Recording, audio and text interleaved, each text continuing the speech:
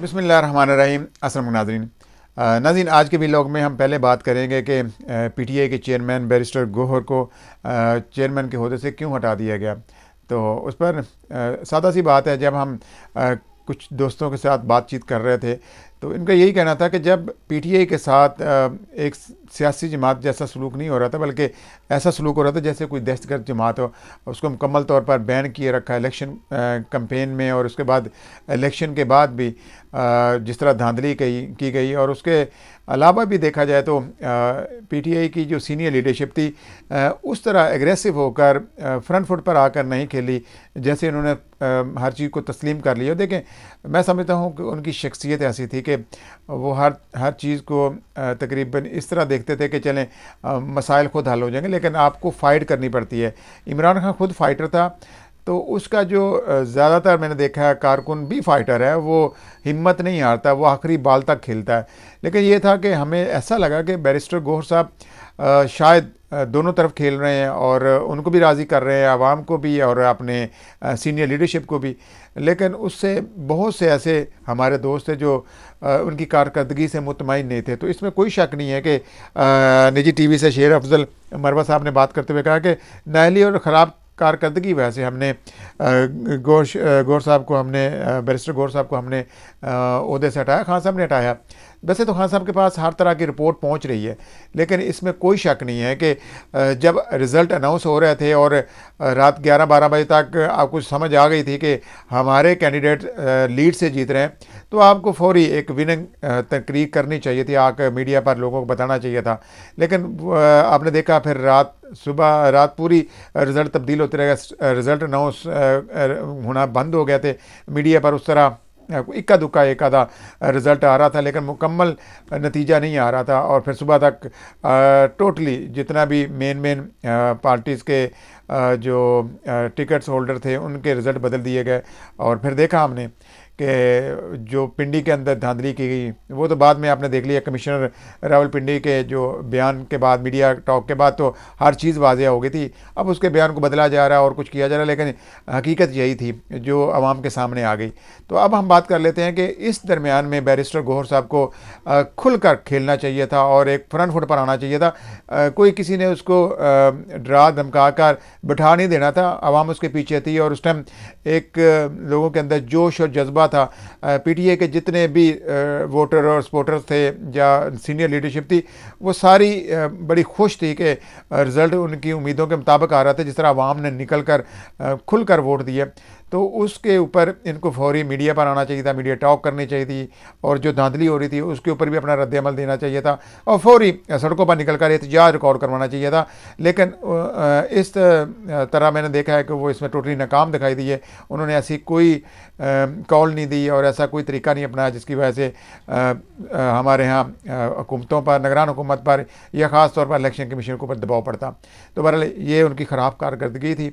एक शरीफ आदमी था, और शरीफ आदमी पर शराफत ही दिखाता है, उसके अंदर ये कारकर्दगी होती है कि वो अपने तरीके से एक एहसन तरीके से कुछ ना कुछ चीज़ों को मैनेज करने की कोशिश करता है, लेकिन उससे नहीं हुई। तो फिर आपने देखा कि शेर अफजल मरवत जो है वो फ्रंट फुट पर खेलता है, वो अपनी क्रीज से बाहर निकल के भी छक्के मारता है, और अभी तक देखा है वो जिस तरह खान साहब का डिफेंड करता है, खान साहब की सोच को आगे लेकर चल रहा है। और बल्कि ज़्यादातर मैंने देखा है कि इस टाइम जिस तरह पार्टी को एक सख्त गिर और एक बहादुर लीडर की ज़रूरत थी जो ना डरता हो, ना किसी से कंप्रोमाइज़ करता हो, तो मैंने देखा है शेर अफजल मरवत ने अपना एक अहम किरदार अदा किया। और उस वक़्त कैंपेन की जब तमाम सीनियर लीडरशिप छुप कर बैठ गई थी और कुछ जेलों में थे, लेकिन वो ना इनके हत्थे चढ़ा, और जो उस टाइम आवाम को निकाला, वर्कर्स को थोड़ा सा मोटिवेट किया, और उनको समझें कि आपने जब उनको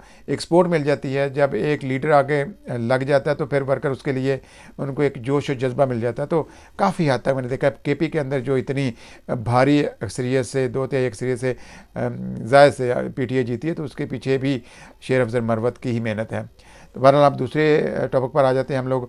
आज पंजाब असम्बली के अंदर जो नौमुंतखब अरकान असम्बली थे उन्होंने अपने ओहदों का हलफ ले लिया है। तो अब देखना है कि देखें, इसमें कोई शक नहीं है कि ये मुस्लिम लीग नून की हुकूमत है। PDM तो बराए नाम रह गई है, इसमें फजल रहमान भी निकल गया है, अब MQM है और इसके अंदर मुस्लिम लीग नून और पीपल्स पार्टी है।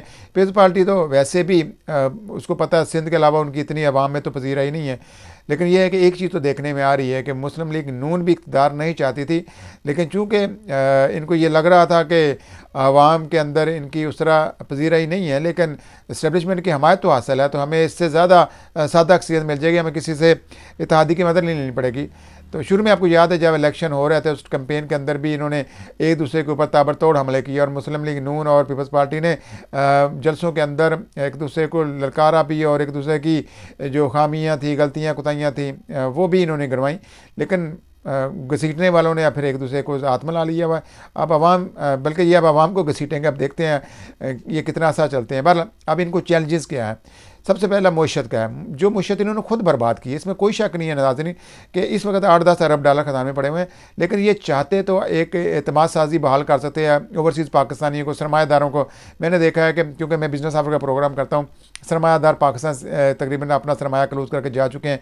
बड़ी बड़ी जो इंडस्ट्रियाँ थी, फैक्ट्रियाँ थी, वो बंद हो चुकी हैं। सरमायाकार का क्योंकि देखें, एक तो है कि सरमायादार सरमायाकारी करना चाह रहे हैं, लेकिन यहाँ पर वो कहते हैं कि एक तो बिजली इतनी महंगी होगी, गैस बहुत महंगी होगी है, लेबर बहुत महंगी हो चुकी है, प्रोडक्शन कास्ट में आपने मुकाबला करना था दुनिया भर का। कोरोना के दिनों में आपने देखा है कि हमने बहुत से ऐसे ऑर्डर लिए जो दुनिया भर में क्योंकि बाकी इंडस्ट्रियाँ बंद थी तो उन्होंने ऑर्डर अपने रिजेक्ट किया, तो वो ऑर्डर पाकिस्तान को मिले और जो स्मार्ट लॉकडाउन हुआ तो उसका फ़ायदा पाकिस्तान को हुआ। तो दुनिया भर के ऑर्डर हमें, बांग्लादेश के, इंडिया के ऑर्डर भी हमें मिले, लेकिन हमने उसका फ़ायदा नहीं उठाया। और बाद में जब अदम एतमाद की तारीख कामयाब हुई तो उसके बाद सब कुछ रिवर्स हो गया। पाकिस्तान 10-20 साल मेरा पीछे चला गया। तो अब मैं ये बताना चाह रहा हूँ कि मुश्किल चूँकि बिल्कुल तबाह हाल है, IMF के पास ये फिर जाएंगे। अगर तो अमेरिका की सपोर्ट है, क्योंकि इसमें तो कोई शक नहीं है कि इंटरनेशनल एस्टैब्लिशमेंट भी इनको सपोर्ट कर रही है और वो हर सूरत इमरान खान का रास्ता रोकना चाहती थी, तो उन्होंने रोक लिया। तो अब जब ये नई गवर्नमेंट आएगी तो वो फिर हमारे शहबाज शरीफ साहब जाएंगे मुख्तलिफ ममालिक में, दोस्त ममालिकों के पास कि हमें हमारी कुछ मदद करें, वो सऊदी अरब भी हो। लेकिन अगर अमेरिकन ने इनको कह दिया तो वो इनकी मदद करेंगे। अब देखने में ये आ रहा है कि अगर अमेरिका के अंदर इलेक्शन हो जाते हैं, जो बाइडेन गवर्नमेंट चली जाती है, तो फिर इनको भी उस तरह सपोर्ट नहीं मिलेगी। दूसरा, जिस तरह PTI के लीडरशिप ने सोशल मीडिया पर आकर इनको इलेक्शन के रिज़ल्ट को की धांधली के मतलब जो आवाम को बताया और इंटरनेशनल मीडिया को बताया कि ये इलेक्शन साफ़ और शफाफ नहीं हुए, तो अब हमारे जो नई गवर्नमेंट बन रही है, अब लोग कह रहे हैं ये सिलेक्टेड नहीं है, ये रिजेक्टेड है। तो इससे पहले तो ये सिलेक्टेड आते रहे हैं। अब देखते हैं जो महज़ब दुनिया है वो हमारे इस इलेक्शन के रिज़ल्ट को किस तरह तस्लीम करते हैं और फिर इस जो सिलेक्टेड हुकूमत आ रही है उसको किस तरह तस्लीम करेंगे। क्योंकि इसमें तो कोई शक नहीं है कि सबको पता है कि इनके पीछे फ़ौजी सपोर्ट हासिल है, इनको इस्टेब्लिशमेंट की हमायत हासिल है, इंटरनेशनल इस्टेब्लिशमेंट की हमायत हासिल है। लेकिन फिर भी दुनिया इन चीज़ों को देखती, जानती, समझती, बूझती भी है, लेकिन इखलाकियात भी कुछ होती हैं, लोग इन चीज़ों को इग्नोर नहीं करेंगे। तो मुझे ये लग रहा है कि एक तो सरमायाकारी नहीं होगी, जो सरमायाकार हैं, जो बड़ी बड़ी कंपनीज़ हैं, वो पाकिस्तान से सरमाया निकाल चुकी हैं, अब दोबारा पाकिस्तान में शायद उस तरह ना आए। फिर हमारे यहाँ इनका शुरू से ये वतीरा रहा है, आपने देखा वो रेंटल पावर प्रोजेक्ट हों, रेकोडेको, कुछ भी हो, उसके अंदर अपनी कमीशन पहले रखते हैं। मुझे याद है तैयब काजी साहब ने एक दफ़ा कहा था कि न्यूजीलैंड की जो वज़ीर आज़म थी या उनका जो शाही जो उनकी हुकूमत के कोई सीनियर अरकान होंगे, उन्होंने बताया कि हम कुछ प्रोजेक्ट लेके आना चाह रहे थे, तो उस टाइम मियाँ साहब ने कहा कि हमें क्या दोगे, पहले ये हर प्रोजेक्ट के ऊपर पूछते हैं। याद है आपको बिल गेट ने भी यहाँ पर IT पार्क बनाने का ऐलान किया था या उसने उसके लिए बात की थी, तो उस टाइम मियाँ साहब ने कहा ये IT पार्क क्या होता है, ये वो इन्होंने तो वो पार्क समझा जैसे नवाशी पार्क है, इस तरह के पार्क बनते हैं। तो ये है कि हमारे यहाँ बाहरी बदकिस्मती हमारे इस तरह के हुक्मरान पर मुसल्लत रहे। और अब उसकी बेटी आ गई है पंजाब के अंदर, अब उसका कोई तजर्बा नहीं है। देखते हैं अब अगर वो चाहे कि ब्यूरोक्रेसी की खिदमात हासिल करे, सबसे पहले जो इनको इक़दाम उठाने हैं वो है कि जितने भी पंजाब के अंदर ब्यूरोक्रेसी या सरकारी इदारे हैं, अगर उसको ठीक करती हैं, उनकी कारकर्दगी को बेहतर करती है, करप्शन बंद कर देती है। क्योंकि इस टाइम हर सरकारी इदारे के केसेस, अफसरान के केसेस एंटी करप्शन में पड़े हुए हैं। और वो फाइलें दबी हुई हैं, कोई इसके ऊपर कार्रवाई नहीं होती, सब जगह लेन देन हो रहा है और पूरी ब्यूरोक्रेसी इस टाइम मिलजुल कर खा रही है और उसका नुकसान मुल्क और कौम को हो रहा है। इस टाइम इतनी करप्शन बढ़ चुकी है कि कोई काम भी रिश्वत दिए बगैर नहीं हो सकता। और वफाक के अंदर फिर आपने देख लिया, जब बिजली की कीमतें बढ़ाएंगे, IMF के पास जब आना है जाना है इन्होंने, पहली बात यह है कि वो कुछ ना कुछ इनकी मदद ज़रूर करेंगे, इसमें कोई शक नहीं है कि ये बड़े सागडा साहब बड़े पुरुमीद हैं। पर बात यह है कि कितना अरसा आप हुकूमत को या मईशत को कर्ज़ों के बलबूते पर चलाएंगे। आपने अपने जो टैक्सेस लगाने हैं उसके ऊपर भी आपने कहीं ना कहीं सरमायाकारी भी करनी है, आपने एक्सपोर्ट भी करनी है। और इस सूरत में तो मुझे नहीं लगता, 131 अरब डॉलर का कर्ज़ा हो चुका है और आगे अगर ये और कर्ज़ा ले लेते हैं तो कर्ज़ा वापस किसने करना है। देखें, जब हम कर्ज़ लेते हैं तो फिर हमें उस कर्ज़ की वापसी भी करनी होती है। जब हम कर्ज़ वापस करते हैं डॉलरों की सूरत में, और फिर वो डॉलर जब हमारे पास नायाब होता है तो डॉलर की कीमत बढ़ जाती है। जब डॉलर की कीमत बढ़ती है तो लामाला तौर पर पाकिस्तान का कर्ज़ा बढ़ता जाता है। और यही कुछ पाकिस्तान में हो रहा है कि पाकिस्तान का कर्ज़ा दिन रात बढ़ रहा है और हुक्मरान अपनी यशियाँ और लल्ले तलल्ले ख़त्म नहीं कर रहे हैं। तो ये दो बड़े मसाइल हैं। एक तो PTI जब अपोजिशन में आएगी तो वो इनको खुलकर इक़्तिदार के मज़े नहीं लेने देगी, वो हर तरह से इनके ख़िलाफ़ अपना महाज बनाए रखेगी। तो अब तो फजल रहमान और कुछ और GD और बहुत जमात इस्लामी भी, तो ये बहुत ज़्यादा पार्टियाँ जो पहले ही एहतजाज करने में महारत रखती हैं, अब TLP भी अगर इनके साथ शामिल हो गई तो ये हुक्मरानों का जीना दोभर कर देंगी। और बाकी कुछ खबरें और आ रही हैं कि इनके साथ भी, जैसे PTI के साथ शुरू में वादे वईद किए गए थे, लेकिन बाद में दूसरी तरफ से इस्टेब्लिशमेंट नून लीग के राब्ते में भी थी।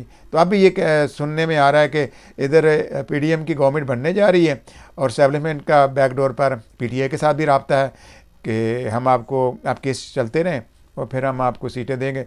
देखते हैं इसमें कितनी सच्चाई है। बहरहाल आज के व्लॉग से इतने, इंशाल्लाह कल फिर मुलाकात होगी। अल्लाह हाफ़िज़ नासर।